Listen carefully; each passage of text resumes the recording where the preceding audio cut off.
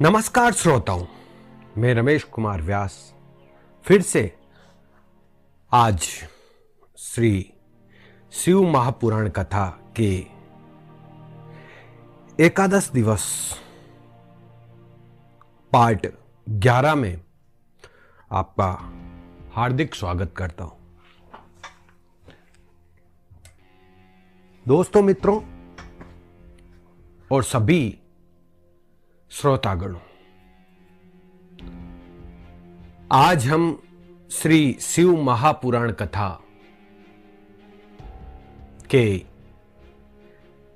रुद्र संहिता के सृष्टि खंड का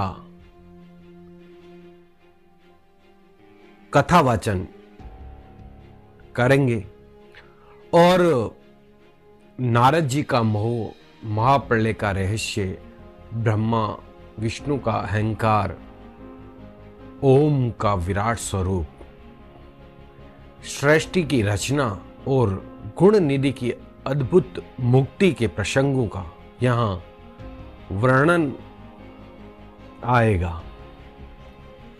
मैं कथाकार रमेश कुमार व्यास। आइए हम भगवान शिव की अद्भुत लीला प्रसंगों का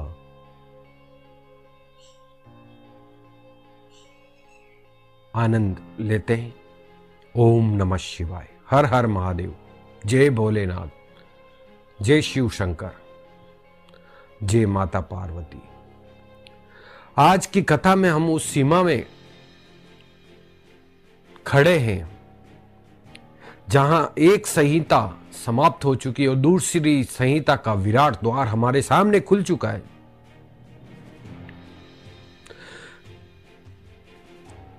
पिछले दिवस की हमने विद्येश्वर संहिता का अंतिम अध्याय में रुद्राक्ष की उत्पत्ति और उसके महात्म्य का श्रवण किया और आज हम प्रवेश करेंगे रुद्र संहिता के सृष्टि खंड में। यहां से कथा का विस्तार बहुत बड़ा हो जाता है।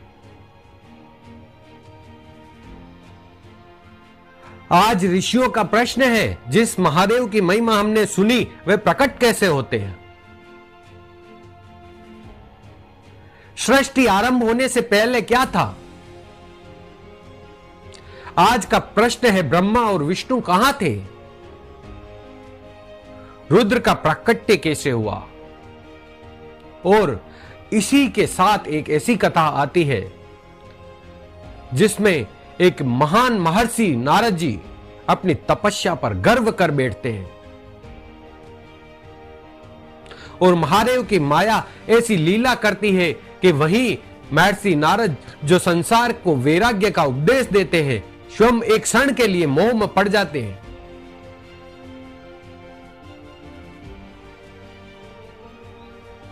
फिर वही कथा हमें ले जाएगी उस समय में जब ना सूर्य था, ना चंद्रमा था, ना पृथ्वी थी, ना आकाश था, ना दिन था, ना कोई रात थी।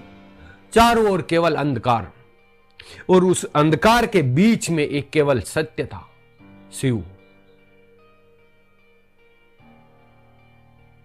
तो आइए हृदय में शिव का स्मरण करते हुए कथा आरंभ करें।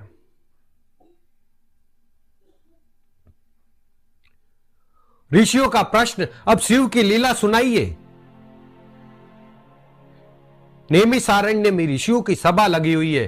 सोनक आदि महर्षि वहां बैठे हुए हैं। सूत जी के मुख से उन्होंने विद्येश्वर संहिता की कथा सुन ली है, लेकिन मन अभी तृप्त नहीं हुआ। ऋषि कहते हैं, हे सूत जी, हमने शिव की पूजा का विधान सुना, हमने शिवलिंग का महात्म्य सुना, हमने भस्म, बिल्व, शिवनाम और रुद्राक्ष का महात्म्य सुना। अब हमें स्वयं शिव की कथा सुनाइए। ऋषियों का प्रश्न केवल कथा सुनने का प्रश्न नहीं है। वह पूछते हैं, शिव कौन है? सृष्टि से पहले उनका स्वरूप क्या था? सृष्टि के बीच में क्या करते थे? सृष्टि के अंत में कहां रहते हैं? और उमा कौन है? उनका शिव से विवाह कैसे हुआ? उनकी दिव्य लीलाएं क्या है? सूत जी कहते हैं, जिस प्रकार गंगा का जल तीनों प्रकार के प्राणियों को पवित्र करता है, उसी प्रकार शिव की कथा कहने वालों को, पूछने वालों को और सुनने वालों को, तीनों को पवित्र करती है।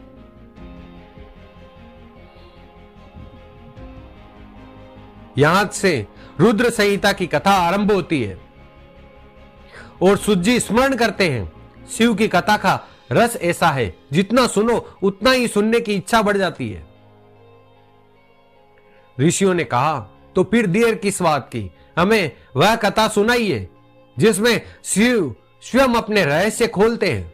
और यहीं से कथा अचानक एक बिल्कुल अलग दिशा में मुड़ती है। महर्षि नारद की तपस्या और इंद्र का भय। हिमालय, चारों ओर बर्फीली चोटियां, पास में बहती दिव्य नदी, वन में शांति, और उसी हिमालय में की एक गुफा में देवऋषि नारद तपस्या में बैठे हैं और आंखें बंद, श्वास नियंत्रित, मन एकाग्र, वाणी मौन।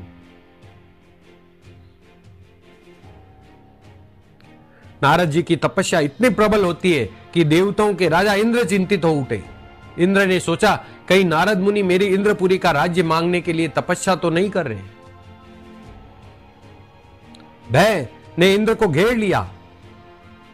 इंद्र ने कामदेव को बुलाया, साथ में रति को बुलाया, साथ में बसंत को बुलाया और कामदेव से कहा, जाओ नारद की तपस्या को भंग कर दो।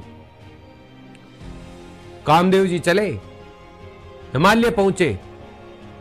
बसंत ने अपना प्रभाव फैलाया, फूल खिलने लगे, सुगंध फैलने लगी, पक्षियों का स्वर बदल गया, हवा में मधुरता भर गई। कामदेव ने अपने सारे अस्त्र चला दिए, लेकिन नारद जी की आंखें नहीं खुली, मन नहीं डोला, चित्त नहीं हिला। क्यों? क्योंकि उस स्थान पर कभी भगवान शिव ने स्वयं तप किया था और कामदेव के प्रभाव को वहीं भस्म किया था। शिव की कृपा से उस स्थान पर काम का प्रभाव निष्फल हो गया। कामदेव वापस इंद्र के पास गया। इंद्र ने पूछा, क्या हुआ? कामदेव ने सिर झुका दिया। देवराज, नारद जी की तपस्या भंग नहीं हुई और यहीं से एक नया भाव जन्म लेता है नारद जी के भीतर। मैंने काम को जीत लिया। महर्षि नारद विष्णु लोक पहुंचे। भगवान विष्णु ने उन्हें देखा। नारद ने अपनी विजय सुनाई। विष्णु जी मुस्कुराए। भगवान को नारद ने कहा, प्रभु, कामदेव ने मुझे विचलित करने का प्रयास किया, लेकिन मैं तनिक भी विचलित नहीं हुआ। नारद जी को लगा मैंने काम को जीत लिया, लेकिन भगवान विष्णु तो विष्णु थे, भगवान थे। वो जानते थे ये विजय अभी पूर्ण नहीं है, क्योंकि काम पर विजय प्राप्त करना एक बात है और उस विजय का अहंकार ना होना दूसरी बात। महर्षि नारद कभी उस परीक्षा से गुजरना बाकी था और महादेव की लीला आरंभ हुई।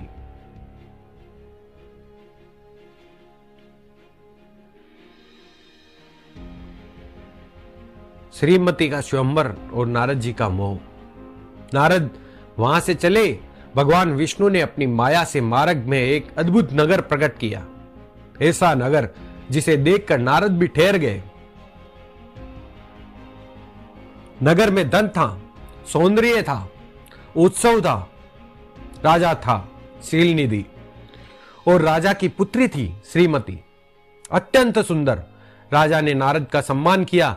नारद ने कन्या को देखा और जिस महर्षि नारद ने अभी अभी कामदेव को जीतने का गर्व किया था भगवान के सामने, उनका मन उसी क्षण श्रीमती की ओर खींच गया।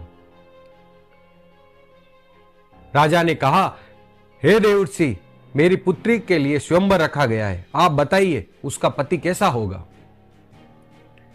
नारद ने उसके लक्षण देखे और कहा, इसका पति महान होगा, देवताओं में श्रेष्ठ होगा, वीर होगा, ऐसा होगा जो शिव के समान तेजस्वी और कामदेव के समान सुंदर होगा।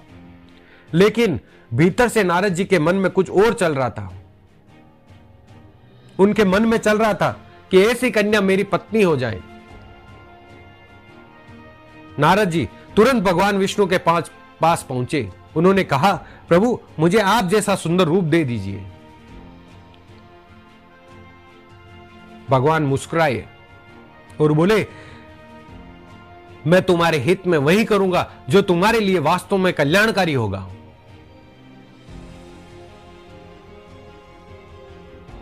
नारद जी को लगा अब तो श्रीमती मुझे ही चुनेगी, लेकिन महादेव की माया थी। भगवान विष्णु ने नारद को अपना रूप दिया, परंतु उनका मुख वानर के समान हो गया। नारद जी को इसका पता ही नहीं चला। स्वयंवर सभा में राजकुमार बैठे थे। नारद भी आत्मविश्वास से बैठे। श्रीमती आई, हाथ में वरमाला। उन्होंने एक एक करके सबको देखा, फिर नारद के सामने पहुंची, उनका मुख देखा और आगे बढ़ गई। महर्षि नारद के हृदय पे जैसे बिजली गिर गई।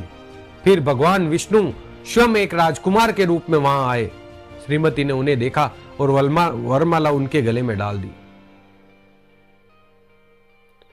विष्णु श्रीमती को लेकर अंतर्ध्यान हो गए। नारद स्तब्ध हो गए। फिर रुद्र के दो गण ब्राह्मणों के वेश में उन्हें उनका मुख दिखाते हैं। नारद जी ने जल में अपना प्रतिबिंब देखा और वानर का मुख। अब उन्हें समझ में आया, मेरे साथ ये क्या हुआ। क्रोध में नारद जी ने रुद्र गणों को श्राप दे दिया। ये प्रसंग शिव की माया नारद के मोह और अहंकार के परिणाम को सामने रखता है। लेकिन हमारी आज की कथा यहां समाप्त नहीं होती है। अब नारद जी भगवान विष्णु को क्या श्राप देते हैं। नारद जी के भीतर क्रोध धधक रहा है। उन्होंने सोचा यह सब विष्णु ने ही किया है, वे वैकुंठ में बैठे हैं। तो वो नारद जी वहां से वैकुंठ पे पहुंचे और भगवान विष्णु पर क्रोधित होकर कठोर शब्द कहने लगे। नारद ने विष्णु को छलिया कहा आपने मेरे साथ छल किया। लेकिन भगवान विष्णु शांत रहे, क्योंकि वे जानते थे वह नारद नहीं बोल रहा, ये मोह बोल रहा है। नारद ने भगवान विष्णु को श्राप दिया और आगे चलकर यही श्राप भगवान विष्णु के रामावतार की कथा से जुड़ता है, जहां पत्नी वियोग का अनुभव उन्हें करना पड़ता है। इसीलिए भगवान राम को सीता जी के विलाप में सीता हरण के वियोग को सहना पड़ता है। महर्षि नारद की माया धीरे धीरे हटती है और उन्हें समझ में आता है कि मैंने कामदेव को नहीं जीता था, मैं तो अपने अंधकार से हार गया। यही भगवान शिव की लीला थी। महर्षि नारद की काशी यात्रा। महर्षि नारद फिर पृथ्वी पर घूमने लगे, लेकिन अब उनके भीतर पहले जैसा मोह नहीं था। वे शिवलिंगों के दर्शन करने लगे। विभिन्न तीर्थों में शिव के स्वरूप देखते हुए अंततः पहुंचे काशी, बनारस। काशी जहां स्वयं विश्वनाथ विराजते हैं। नारद ने काशी में भगवान विश्वेश्वर के दर्शन किए, पूजा की, स्तुति की और उनके भीतर का मोह पूरी तरह शांत होने लगा। यही शिव के गण भी उनसे मिले। उन्होंने अपने श्राप की बात कही। नारद ने कहा, जो कुछ हुआ वह भी शिव की इच्छा से हुआ। फिर नारद ब्रह्मा लोक पहुंचे और ब्रह्मा जी से बोले, पिताजी मैंने विष्णु का महात्म्य सुना है, मैंने उनकी तपस्या का महात्म्य सुना है, मैंने दान ज्ञान और तीर्थों की महिमा सुनी है, लेकिन शिव तत्व क्या है? निर्गुण शिव सगुण कैसे होते हैं? सृष्टि से पहले शिव कहां रहते हैं? सृष्टि के समय उनकी लीला कैसी होती है? और प्रलय के समय यही प्रश्न हमें अब उस स्थान पर ले जाता है जहां सूर्य भी नहीं है।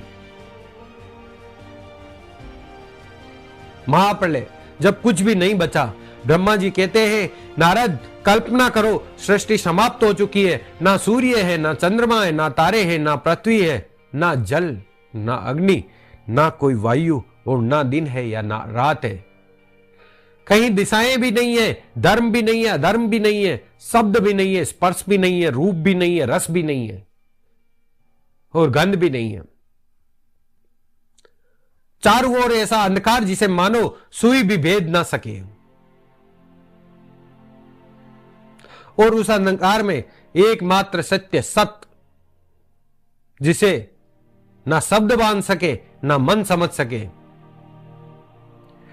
ना जिसका कोई रूप है, ना कोई रंग है, ना आरंभ है, ना अंत है, वही परम ब्रह्म, वही शिव तत्व। शिव पुराण के इस अध्याय में महाप्रलय के समय इसी निरंकार निर्गुण सर्वव्यापी परम तत्व का वर्णन किया गया। फिर उस परम तत्व में इच्छा हुई मैं एक से अनेक हो जाऊं, और वहां से प्रकट हुई शक्ति, प्रकृति, माया, अंबिका, वह शक्ति जो आगे चलकर संपूर्ण सृष्टि को गति देती है। और उस शक्ति के साथ पुरुष शिव,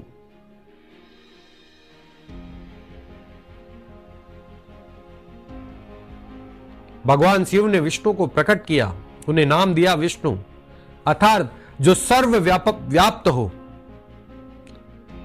शिव ने कहा तप करो, विष्णु भगवान ने तपस्या की, बहुत लंबी तपस्या। फिर उनके शरीर से जल धाराएं निकली, वह जल पूरे आकाश में फैल गया,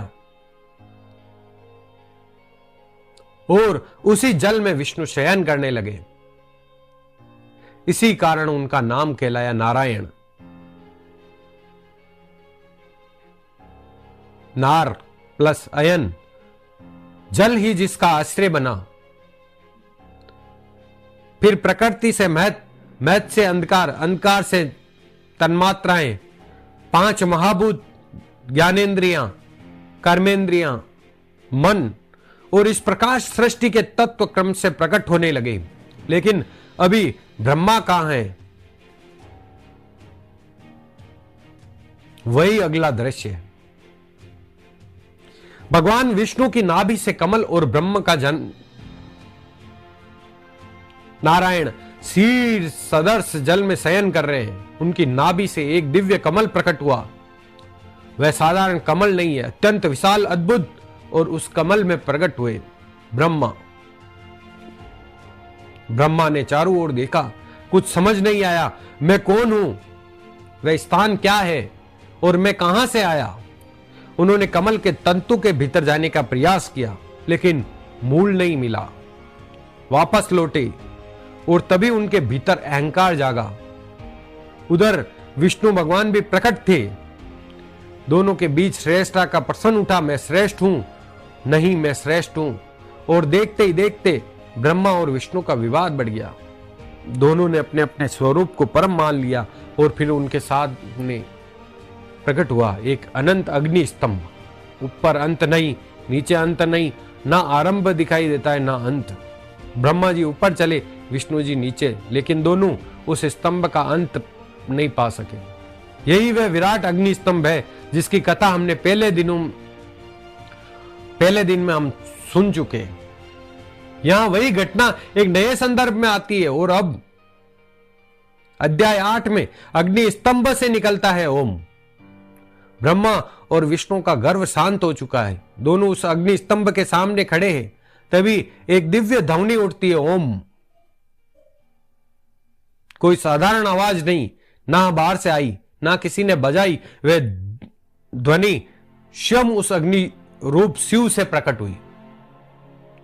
फिर ब्रह्मा और भगवान विष्णु ने देखा उस लिंग रूप अग्नि स्तंभ में अक्षर प्रकट हो रहे, ए ओ मैं, और फिर नाद अर्थात ओम। इस अध्याय में शिव को शब्द ब्रह्म के रूप में समझाया गया है और ओम के अक्षरों के माध्यम से ब्रह्मा, विष्णु, रुद्र तथा नाद का दिव्य संबंध बताया जाता है। जैसे पूरी सृष्टि के पहले कोई शब्द नहीं था, लेकिन शिव का नाद था और उस नाद से सृष्टि की संभावना जागती है। इसलिए भाई श्रोताओं, जब हम कहते हैं ओम नमः शिवाय, तो केवल 5 अक्षरों का उच्चारण नहीं कर रहे, हम उस परम नाद का स्मरण कर रहे हैं जिसे पुराण सृष्टि के मूल रहस्यों से जोड़ता है। शिव तत्व जब स्वयं महादेव सामने आए, ब्रह्मा और विष्णु की स्तुति से प्रश्न होकर महादेव प्रकट हुए। कैसा स्वरूप, 5 मुख, 3 नेत्र, मस्तक पर चंद्रमा, जटाएं, शरीर पर भस्म, नीला कंठ, 10 भुजाएं, माथे पर त्रिपुंड और साथ में माता पार्वती। ब्रह्मा और विष्णु उस स्वरूप को देखकर नतमस्तक हो गए। भगवान विष्णु ने पूछा, हे महादेव, हम आपकी पूजा कैसे करें, आपको कैसे प्रसन्न करें, आपका ध्यान कैसे करें? शिव ने उन्हें ज्ञान दिया, वेदों का उपदेश दिया और परमात्मा तत्व का रहस्य बताया। यहां एक बड़ा रहस्य है। जिस शिव को ब्रह्मा और विष्णु खोज रहे थे, वही शिव उनके भीतर भी थे, बाहर भी थे, सृष्टि के कारण भी और सृष्टि से परे भी थे।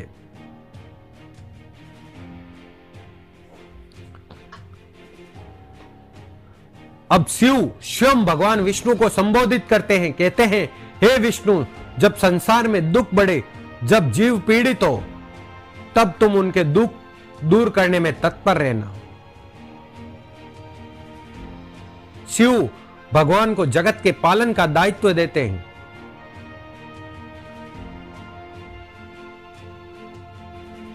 ब्रह्मा को सृष्टि का और रुद्र को संहार का, लेकिन इन तीनों के पीछे एक ही परम तत्व है।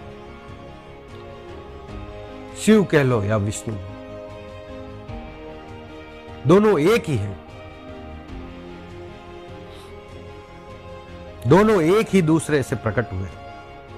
यही कारण है कि आगे सृष्टि में तीनों देवताओं के अलग अलग कार्य दिखाई देते हैं, लेकिन पुराण उन्हें एक ही परम तत्व में जोड़ता है।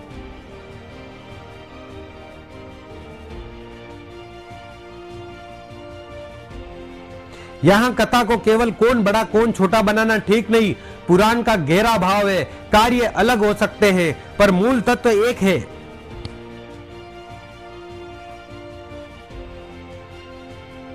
अब महर्षि नारद पूछते हैं कि महादेव की पूजा कैसे करें। नारद ने पूछा, हे पितामह, यदि शिव इतने परम है तो उनकी पूजा किस प्रकार की जाए? ब्रह्मा जी कहते हैं, यह बहुत गूढ़ विषय है। शिव की पूजा मंत्र से, ध्यान से, जप से, लिंग पूजा से, स्तुति से, तप से और श्रद्धा से की जाती है।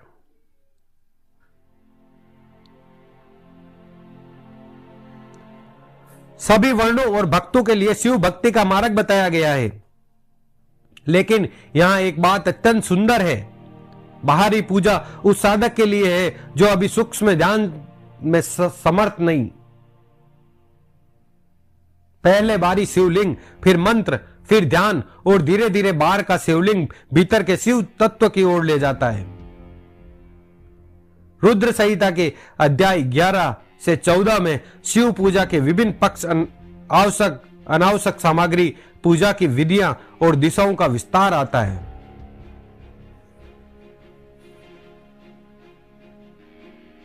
पूजा में क्या आवश्यक है और क्या अनावश्यक। अब प्रश्न है, क्या शिव को प्रसन्न करने के लिए बहुत बड़ी सामग्री चाहिए? ब्रह्मा जी बताते, पूजा के बाहरी साधन, लेकिन सबसे आवश्यक है भाव। देवताओं ने भी शिवलिंग की पूजा की। विभिन्न देवों के लिए अलग अलग लिंगों का उल्लेख आता है, कई रत्न में, कई अन्य पदार्थों से निर्मित, लेकिन भाव शिव की शरण और फिर ध्यान की महिमा। यदि मन शिव में स्थिर हो सके तो वह सर्वोच्च साधना है, लेकिन यदि मन अभी चंचल है तो शिवलिंग सामने रखो, दीप जलाओ, जल चढ़ाओ, फूल चढ़ाओ, मंत्र जपो और उसी बाहरी साधना से मन को भीतर ले जाओ। अब पूजा का कर्म विस्तार से आता है। स्थान की शुद्धि, आसन, संकल्प, ध्यान, आह्वान, अभिषेक, गंध, पुष्प, धूप, दीप, नैवेद्य, मंत्र, प्रदक्षिणा, नमस्कार और अंत में समर्पण। लेकिन कथा का रस यहां है, भक्त भगवान को वस्तु नहीं दे रहा, वे स्वयं को दे रहा है। जब वह जल चढ़ाता है तो केवल जल नहीं, अपना मन चढ़ाता है। जब फूल चढ़ाता है तो केवल पुष्प नहीं, अपने भीतर की सुगंध चढ़ाता है। और जब प्रणाम करता है तो केवल शरीर नहीं झुकाता, अहंकार झुकाता है। अब पूजा के स्थान और दिशा का वर्णन आता है। कहां बैठना है, किस दिशा की ओर मुख करना है, शिवलिंग के सामने किस प्रकार बैठना है, किस भाव से पूजा करनी है, किस प्रकार मंत्रोच्चार करना है, इन बातों का विधान आता है। यहां कथा को बहुत अधिक आधुनिक व्याख्या से नहीं ले जाना। जो शिव पुराण कहता है उसे श्रद्धा से सुनना है, क्योंकि यही हमारी इस पूरी श्रृंखला का उद्देश्य है। शिव पुराण की कथा को आधुनिक उपदेश की तरह नहीं, पौराणिक कथा वाचन की तरह प्रस्तुत करना। और अब इन सभी विधानों के बाद एक बड़ा प्रश्न आता है कि रुद्र स्वयं कैसे प्रकट हुए।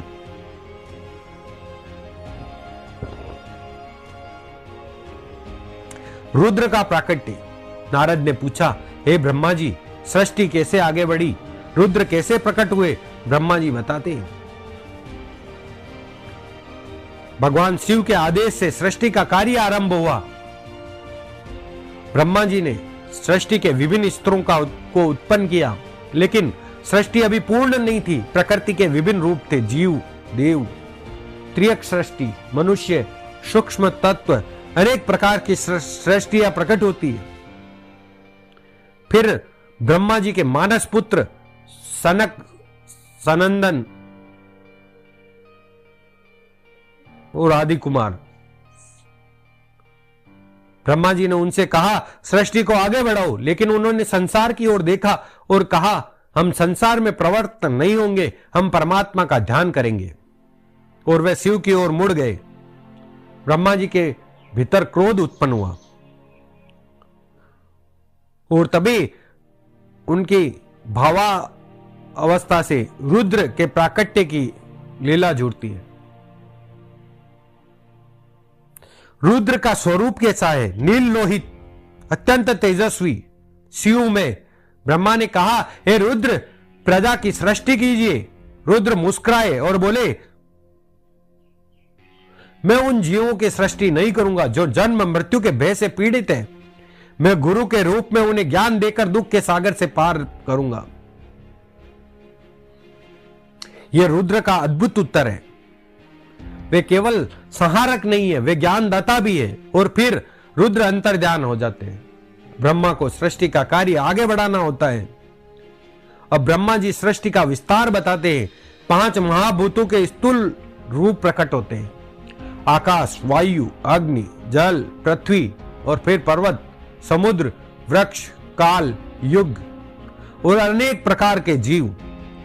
फिर ब्रह्मा अपने शरीर से ऋषियों को उत्पन्न करते हैं, मरीचि, भृगु, अंगिरा, पुलह, पुलस्त्य, वशिष्ठ, क्रतु, अत्रि, दक्ष, नारद, कदर्म और धर्म। फिर ब्रह्मा अपने शरीर को 2 भागों में विभाजित करते हैं, एक पुरुष और एक स्त्री, और प्रकट होते हैं यहां पर शंभु, मनु और शत्रुपा।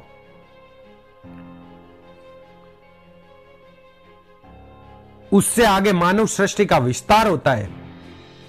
अब यहां देखिए, स्वयंभू, मनु और शत्रुपा यहां प्रकट होते हैं।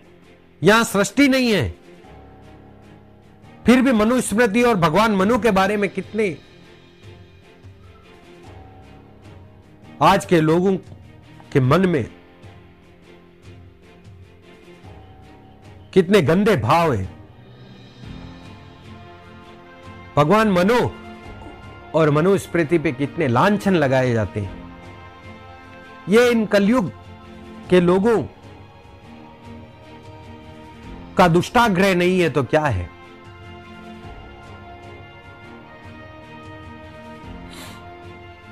उससे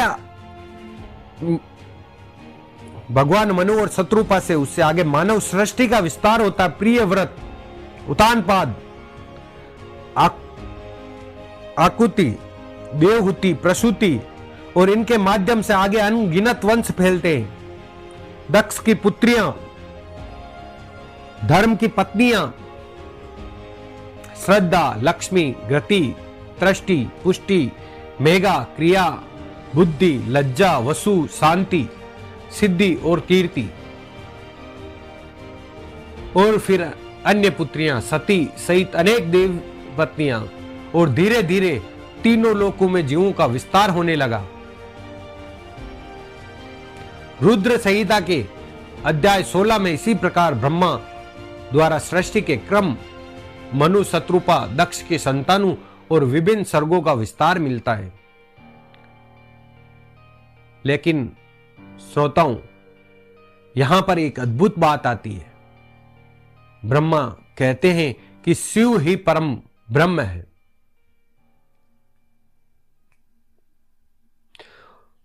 और इनके ही स्वरूप में विष्णु, ब्रह्मा, रुद्र, इनमें भेद उनके कार्यों के कारण दिखाई देता है।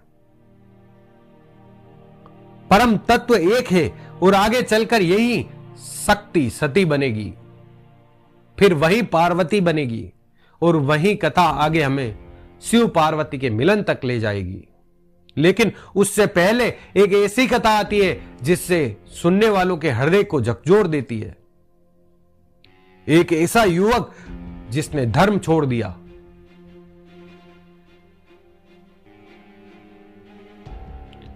जुआ खेला, माता पिता को धोखा दिया और अंत में शिव के मंदिर में चोरी करने पहुंचा। उसका नाम था गुणनिधि।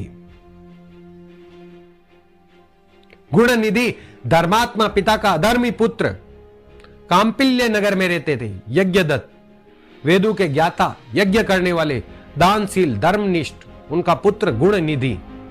नाम था गुणों का भंडार, लेकिन जीवन नाम के विपरीत। वे जुए में पड़ गया। धीरे धीरे धन समाप्त होने लगा, माता से पैसे लेने लगा, घर की वस्तुएं बेचने लगा। धर्म से दूर, संध्या से दूर, स्नान से दूर, वेदों से दूर, ब्राह्मणों से दूर, सज्जनों से दूर, और बुरी संगति में डूबता चला गया। उसकी माता उसे समझाती रही, कहती रही, बेटा तुम्हारे पिता धर्मात्मा है, तुम भी उनके योग्य बनो, बुरी संगत छोड़ दो। विद्या और सज्जनों की संगति ही वास्तविक धन है। लेकिन गुण निधि नहीं बदला। धीरे धीरे उसने घर का धन भी चुराना शुरू कर दिया। एक दिन पिता को पता चला, माता से पूछताछ हुई, गुणनिधि को का अपराध सामने आया, तो पिता ने उसे घर से निकाल दिया। अब उसके पास ना धन था, ना घर था, ना मित्र थे, ना भोजन था, ना ही कोई सहारा था। वह जंगल की ओर निकल पड़ा। चलते चलते थक गया, एक वृक्ष के नीचे बैठ गया। भूख से शरीर टूट रहा था। उसी समय दूर से घंटियों की आवाज आई। भक्तों का समूह जा रहा था, हाथों में पूजा की सामग्री, भोग, मिठाई, फल, दीप, और वे सब जा रहे थे भगवान की पूजा, भगवान शिव की पूजा करने। वे भूखा गुणनिधि उनके पीछे पीछे चल पड़ा। वह रात्रि थी, शिवरात्रि। भक्तों ने शिव मंदिर में पूजा की, अभिषेक हुआ, दीप जले, शिव नाम का उच्चारण हुआ, भजन हुआ, नृत्य हुआ। रात्रि बढ़ती गई, भक्त थक कर वही सो गए। गुणनिधि बाहर बैठा रहा। उसकी आंखें बार बार भोग की ओर जा रही थी। वह सोच रहा था, जब सब सो जाएंगे मैं अंदर जाकर ये भोजन चुरा लूंगा। रात घेरी हुई। मंदिर के भीतर दीपक की लो मंद पड़ गई। गुणनिधि अंदर गया। अंधेरा था, उसे भोग दिखाई नहीं दे रहा था। उसने अपने वस्त्र का एक टुकड़ा फाड़ा, तेल में लगाया और दीपक की बत्ती के रूप में लगा दिया। दीपक फिर जल उठा। अब शिवलिंग पर प्रकाश पड़ने लगा। गुणनिधि ने भोग उठाया और भागने लगा। भागते हुए उसका पैर किसी सोए हुए व्यक्ति से टकरा गया। वे व्यक्ति जाग गया, शोर हुआ, लोगों ने उसे पकड़ लिया और उसी संघर्ष में गुणनिधि की मृत्यु हो गई। अब दृश्य बदलता है। यमदूत आए, उन्होंने कहा यह पापी है, जुआरी है, चोर है, धर्मविहीन है, इसे यमलोक ले चलो। लेकिन तभी आकाश में दिव्य प्रकाश हुआ। शिवगण आए त्रिशूल धारण किए हुए। उन्होंने कहा इसे छोड़ दो। यमदूत चकित हो गए, यह पापी है। शिवगण बोले तुम केवल उसके बाहरी कर्म देख रहे हो, धर्म का सूक्ष्म रहस्य नहीं जानते। फिर उन्होंने कहा उसने शिवरात्रि के दिन उपवास किया, शिव की पूजा देखी, शिव का नाम सुना और सबसे महत्वपूर्ण, जब शिवलिंग पर अंधकार पड़ रहा था उसने अपने वस्त्र का टुकड़ा फाड़कर दीपक की लो बढ़ा दी। उसने वह पुण्य भावना से नहीं किया था, वह तो भोग चोरी करने के लिए प्रकाश कर रहा था, लेकिन महादेव ने उसके कर्म में वह छोटी सी सेवा देख ली। यमदूतों के सामने शिवगणों ने धर्म का यही सूक्ष्म रहस्य बताया और यही श्रोतागणों कथा सुनाने की सबसे बड़ी बात है। महादेव की कृपा को समझना। गुणनिधि को उसके सारे पापों के कारण महिमा मंडित नहीं किया गया, उसका जीवन गलत था, लेकिन उसके अंत समय में शिव से जुड़ा हुआ एक छोटा सा पुण्य का काम महादेव ने उसे पकड़ लिया और उसकी दिशा और दशा बदल गई। गुणनिधि शिवलोक गए, समय बीतता गया। वे राजा अर्दम के पुत्र के रूप में जन्मा, नाम हुआ दाम। बचपन से ही शिव भक्ति, उसने शिव मंदिरों में दीपक जलवाए। अपने राज्य में सभी मंदिरों में प्रकाश की व्यवस्था करवाई। उसका विशेष आग्रह था शिव मंदिर अंधकार में नहीं रहना चाहिए। वे दीपदान में इतना रमा कि उसके जीवन का सबसे बड़ा पुण्य ही बन गया शिवालयों में प्रकाश। और मृत्यु के बाद उस पुण्य का फल मिला। वहीं गुणनिधि आगे चलकर कुबेर बना। लेकिन अभी उसकी कथा पूरी नहीं हुई, क्योंकि अब आता है शिव और कुबेर की मित्रता। कुबेर की तपस्या, जब महादेव ने कहा तुम मेरे मित्र हो, कुबेर ने शिव की प्राप्ति के लिए कठोर तपस्या की। वर्षों तक शरीर भी सूख गया, केवल अस्थियां और त्वचा, लेकिन ध्यान अडिग।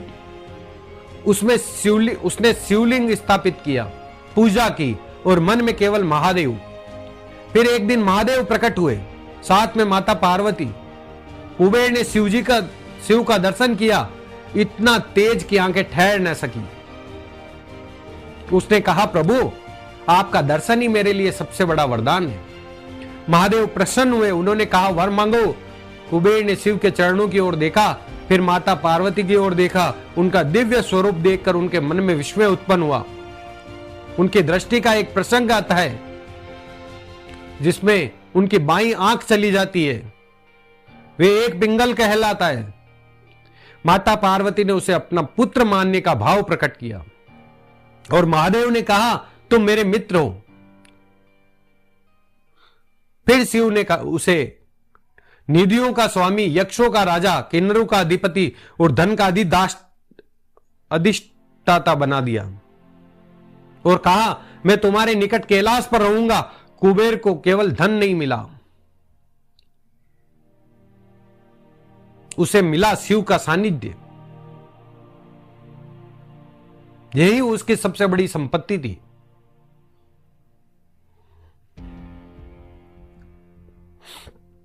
अब कथा अपने इस खंड के अंतिम अध्याय में पहुंचती है। कुबेर की तपस्या सफल हो चुकी है, अलका नगरी बस चुकी है और महादेव जी कैलाश की ओर जाते हैं। महादेव ने अपना डमरू बजाया, उसकी ध्वनि तीनों लोकों में गूंज उठी, जैसे कोई दिव्य उद्घोष हो। शिव कैलाश जा रहे हैं। कैलाश हिमालय का वे दिव्य शिखर जहां सांसारिक समय का प्रभाव भी सामान्य नहीं, जहां देवगण आते हैं, गण आते हैं, योगी आते हैं, और जहां महादेव योग में स्थित होते हैं। महादेव ने कुबेर को अपना मित्र बनाया, उसे धन का स्वामी बनाया, लेकिन स्वयं कैलाश में योगी ही रहे। कभी ध्यान, कभी योग, कभी गणों के साथ लीला, कभी प्राचीन कथाओं का उपदेश। और फिर एक ऐसा समय आया जब महादेव का विवाह हुआ दक्ष की पुत्री सती से, और यही रुद्र संहिता का सृष्टि खंड समाप्त होता है। अध्याय 20 के अंत में शिव ने कैलाश में निवास, कुबेर से उनकी मित्रता और आगे सती के साथ उनके विवाह की ओर संकेत मिलता है।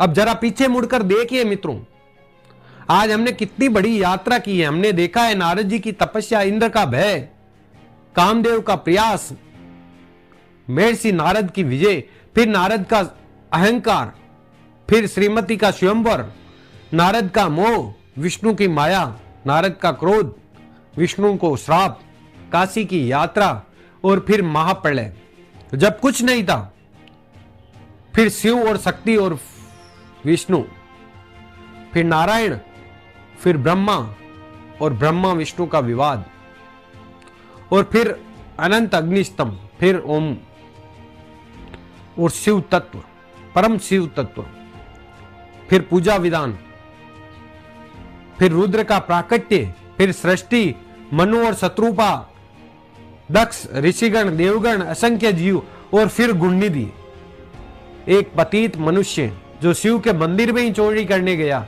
लेकिन उसी रात उसके हाथों से शिवलिंग पर प्रकाश हुआ और महादेव ने उस छोटे से प्रकाश को पकड़ लिया। और फिर गुणनिधि दाम बना, दाम से कुबेर बना, कुबेर ने तप किया और महादेव ने कहा तुम मेरे मित्र हो। भाई यही तो शिव है जो मनुष्य के भीतर छिपी हुई एक छोटी सी अच्छाई भी देख लेते हैं। लेकिन अब कथा का असली तूफान आने वाला है। आज तक हमने शिव का स्वरूप समझा, सृष्टि समझी, रुद्र समझे, कुबेर समझे, लेकिन अब जो आगे होने वाला है वे केवल सृष्टि की कथा नहीं, वे शिव और शक्ति की कथा है। अब आगे आएंगी दक्ष की पुत्री सती, उनका जन्म, उनका बाल्यकाल, उनकी शिव भक्ति, कामदेव, संध्या, बसंत, ब्रह्मा और विष्णु देवी की उपासना, दक्ष को मिला वर, नारद को मिला श्राप, और फिर एक बालिका जिसके हृदय में बचपन से ही एक ही नाम था शिव। वे तप करेंगी महादेव को पाने के लिए, और फिर एक दिन आएगा जब वो कैलाश का योगी दक्ष के घर पुत्री सती से विवाह करेगा। लेकिन यही विवाह आगे चलकर देवताओं के लिए सबसे बड़ी प्रसन्नता और दक्ष के सबसे बड़े अहंकार का कारण बनेगी। और फिर एक दिन दक्ष यज्ञ करेंगे, लेकिन उस यज्ञ में महादेव को नहीं बुलाएंगे, और जिस अग्नि में यज्ञ होना था उसी अग्नि में सती का हृदय जल उठेगा। फिर जो होगा वह सुनकर शायद आपके भी रोंगटे खड़े हो जाए, क्योंकि उसके बाद महादेव का मौन टूटेगा और उनके जटाजूट से प्रकट होगा वीरभद्र। लेकिन वे कथा अगले दिवस। आज की कथा का यही समापन। हे महादेव, नारद के अहंकार को आपने तोड़ा, हमारे अहंकार को भी तोड़ दीजिए। गुणनिधि जैसा पतित भी आपकी शरण में आकर बदल गया, हमारे भीतर भी भक्ति की ज्योति जगा दीजिए। कुबेर को धन मिला, लेकिन उसे आपकी मित्रता अधिक प्रिय थी। हमें भी संसार मिले तो मिले, लेकिन आपकी स्मृति न छूटे। हमारे घर में धन हो या ना हो, आपका नाम रहे। हमारे जीवन में सुख हो या दुख, आपका नाम रहे। और अंतिम श्वास में बस इतना निकल जाए, ओम नमः शिवाय। कर चरण कृतम वाक्यायजम कर्मजम वा श्रवण नयनजम वा मानसम वापराधम विहितम विहितम वा सर्वमेत क्षमस्व। जय जय करुणाब्दे श्री महादेव शंभो। हे करुणा सागर महादेव, हाथों से, वाणी से, शरीर से, मन से जानकर या अनजाने में जो भी अपराध हुए उन्हें क्षमा कीजिए। हर हर महादेव। ओम नमः शिवाय।